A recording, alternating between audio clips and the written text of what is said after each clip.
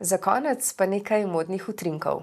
Mestna modna revija, osrednji novomeški modni dogodek, se letos odvil v prostorih muzejske zbirke IMV-ja v Dragančevju.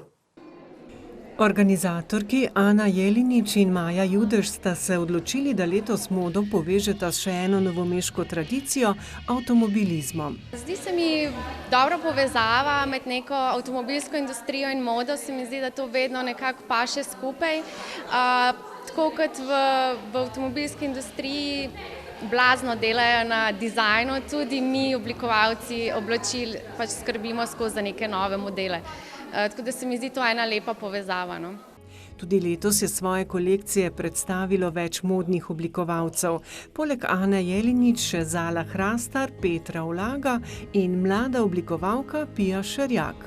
Odlično smo se ujele, vse je teklo gladko in bila je pozitivna energija.